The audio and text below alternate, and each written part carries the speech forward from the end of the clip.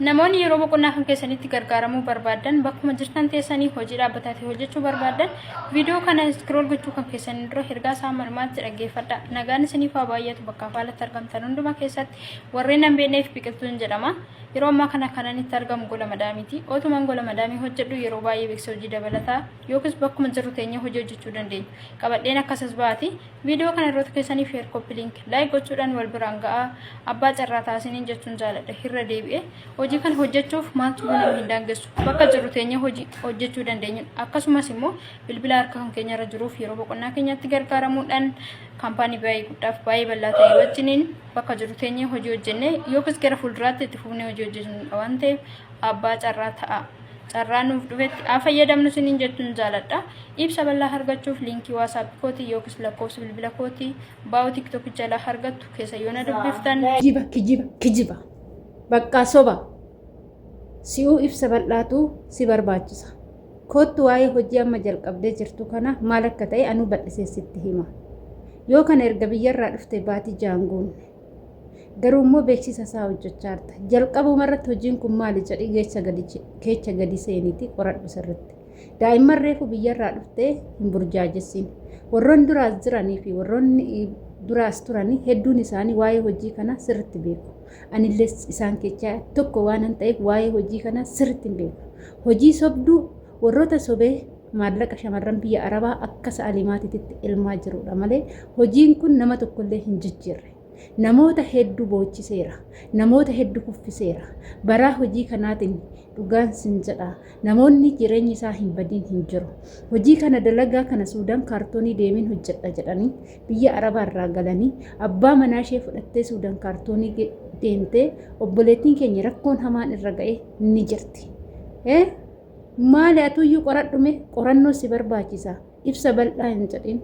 Mana kushiina madaamii keessa yoo jiraatte kushiina madaamii keessa maal afaan hojjechaa jira? Hojiin kun hojii akkamiiti? Mee warroonni beektan waa'ee hojii kana waa'ee dalagaa kana bal'isaa naaf himaa jedhi gaafadhu malee ijoollee itti yaamini jechuudha. Ijoolleen hedduu yeroo ammaa kana kara fuula YouTube osoo ta'e kara fuula TikTokiiti kan jiran. Waan kana yeroo arganii fiiganii deemu. Waan gaariitti fakkaata. Wanti kun garuu waan baay'ee hamaa ta'ee fi badaa ta'edha. Irraa of eeggadhaa jedhee wanta akkanaa yoon argu baay'iseen viidiyoo hojjechaara. Maaliif jennaan viidiyoon biyya kun nama 2-3 rakkoo kanarraa yoo oolche jedhee tanan malee kan immoo viidiyoo kana dhaggeeffatu deemu kisaaraan kan abbaati waan ta'eef abbaan erga deemee itti badee dhaga'u erga deemee keessa seenee ana nan galchuu jechuudha. Egaa nagaallee dagannee ashamaa harka fuunee kabajamtootaa fi daawwattoota hordoftoota keenya nageenyi koo kan jaalalaa fi kabajaa bakkaa fi lafa jirtan siniif haa baay'atu. Anis obboleettiin keessan bakkaa fi lafa jirutti waaqayyoof galannaa ga'u nagaa fayyaa kootidha. Isinis akka nagaa fayyaa naaf taatanii waaqayyo irraa abdii guddaan qaba. Egaa shamarran gola madaamii keessa teechanii maal akka hojjechaa jirtanii fi dalagaan mana madaamii akkam akka ta'e hundi keessanuu ni beektu jechuudha. Maaliif jennaan ganama subii halkan keessa saa 11tti kaatanii haga halkan keessa sa'aatii 7 dhaabbattanii kan dalagdanidha. Maallaqni isin har'a fidaa jirtan kun qaldiitti kan dhufu miti. Dhugaan isiniin jedha maallaqa biyya Arabaa osoo hin taane kan biyya keessaa odoo badee garaa nama nyaatu jechuudha. Kan biyya Arabaa garuu seeraan ala gaafa badee akka ibiddaatitti nama guba. Egaa akkuma dhageessan kanaadha jalqaba irratti jechuudha. Kushiina madaamii keessa teechanii osoo yeroo keechan hin fixini wanta daqiiqaa 10 keessatti dalagdanii biraa deemtanidha. Kanaafuu carraa kanatti fayyadama. Carraa hojii dhaabbata onlaayinii jedhanii namoonni hedduun ijoollee hedduu burjaajechaa jiru. Anullee jalqaba anillee dura jalqaba hojii kana dhugaa ta'ee duuba burjaaja'ee jira jechuudha. Garuu mooyyuu erga waa'ee kana bare erga waa'ee hojii kana bare ijoolleen hedduun miidhama gurguddaa irra ga'ee jira. Hojiidha jedhanii hojii kanatti ni galchuu maallaqa ni ergita maallaqa ergiteen boodatti waa hedduudha gurubbii jira waan ta'eef gurubbii san keessatti wantoota akka makiinaa wantoota akka wantoota viidiyoo garagaraati kan isaan ergan viidiyoo isa yeroo ilaaltan jechoota isaan jedha yeroo dhaggeeffatan dhugaa namatti fakkaata ammaa miti waggaa har'aati haadha makiinaa waan taatu sitti fakkaata dafaa kokkobii jaagulaa torba galaa jedhu sobaniitiin eebbisna kokkobii jaagalti ni eebbisna anis eebbisu kaan godhu wanti isaan hin goone hin jiru jechuudha. Sobanii nama tokko makiinaa bira daqqananii akkana gahe makiinaa akkanaa fudhate shallamame jedhanii sitti fakkeessu. Dhugaa sitti fakkaata. Maallaqa yeroo kaffaltutti akka ati wanti kun soba jettee hin fudhanne maal godhu seetanii baatiidhaan maallaqa xiqqishuu parsentaalii wayii 1,500 wayii gara akkaawuntii keetii si dabarsu. Waan akkasiitis si gowwoomsu jechuudha. Baay'een jechuudha. Ijoolleen hedduun anaan dabalatee wanta kanatti baay'ee burjaajofne jaanjofne jirra jechuudha. Inna jireenya kee gola madaamii keessatti hojjettee jijjiiramuu dhufte kana amma immoo hojii dabalataan hojjedha jettee akkanumaan of hin burjaajechiin birrii mana madaamiti argattu irratti du'ii qabadhu. Beezawwee jechuudha shamarran keenya gola madaamii keessa jirtanii ani kan dhaamsisni dhaamu yoo jiraatillee jechuudha. Yoo biyya irratti maallaqa isin ergitanii namni itti isinii hojjetu yoo jiraate nama sanitti amanamummaadhaan nama amanamaa yoo qabaattanii amanamummaadhaan nama sanitti ergachuudha. Yoo namni isiniif maallaqa kanatti isinii hojjetu hin jiraanne ta'e akkaawuntis yoo qabaattan maallaqa keessan gara akkaawuntillee hin galchina. Asumatti madaamiin baatiidha yoo isinii kennite kifiliin keessan natsaannatii qabaanna maallaqa keessan asumatti qabadha. Sababiin isaa maallaqni gara biyyaa deeme yoo yeroo kanan itti fayyadamin bara egeree immoo dachaa sadi jireenyi waan dabaluuf maallaqni ati biyyatti ergitee baankii keessa teechifte immoo biyyatti yoo galte waan ati yaaddisii godhuu dhabuu danda'a. Maaliif jennaan maallaqni baankii keessa taa'ullee hin dhalus hin dabalus jechuudha.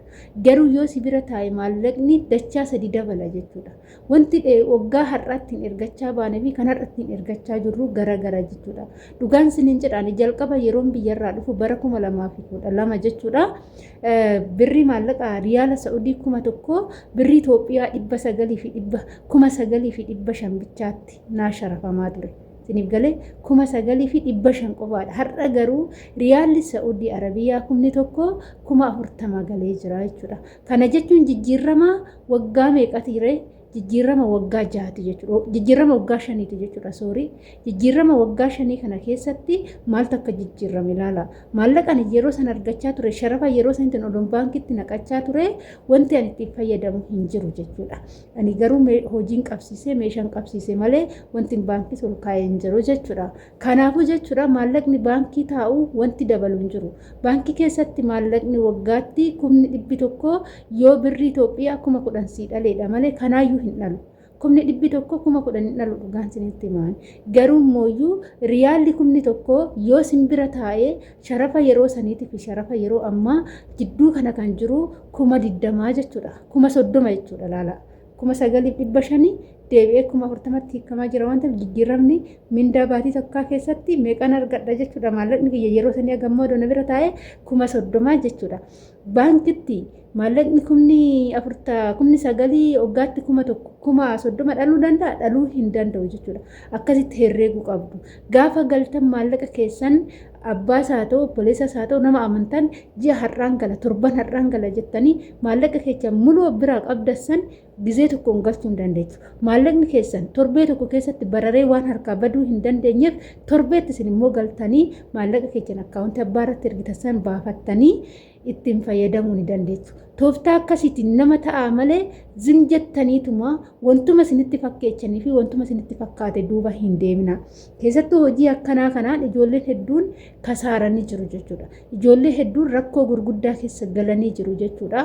Ammallee viidiyoo akkanaa warroota beeksisa akkanaa hojjetan yoo argan hin dhiisu. Maaliif jennaan namni tokko lama wanta kanarraa yoo of baraare anaaf immoo irra guddina gammachuudha jechuudha.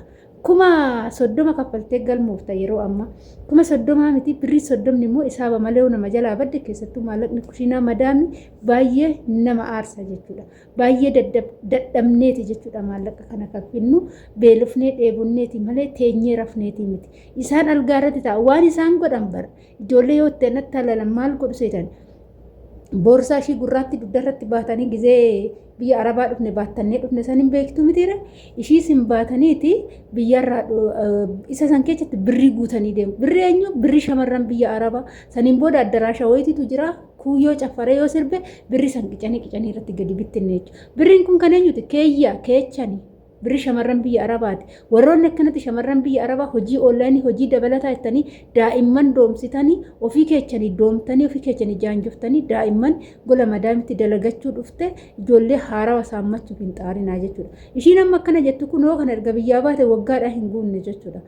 Hojii kana argadhe jette waggaa maalii bilbila qabatte taanaan du'aa badiidhaaf bilbila namaa barbaadu jechuudha. Yoosuma aadii si gaafatu keessattuu karaa feesbuukii karaa garaagaraatiin jechuudha. Wanti kun deddeebi'een na mudataa jira jechuudha. Nafa lakkoofsa bilbilaa si barreessu dhufanii misinjiraan aadii si gaafatanii lakkoofsa bilbilaa si barreessu yoo eeyyamamtuu taate sin jedhu ati immoo dhaxxeetoo aadii yoo gaafatte jechoonni isaa sin hin jenne hin jiru. Dhugumatti ammuma abbaa qabeenyaa si godhu sin godhu jechuudha akka afaan isaaniitti.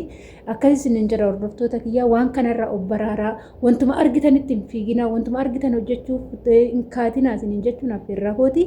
Egaa viidiyoo irraaf qabadee dhufee kana fakkaataa turtiin wajjin gootanii ulfaadhaa galatooma. Viidiyoon kun yoo isinitti tole laayik sheer gochuudhaan nu jajjabeessaa hanga viidiyoo biraatiin walitti deemtu turtii gaarii.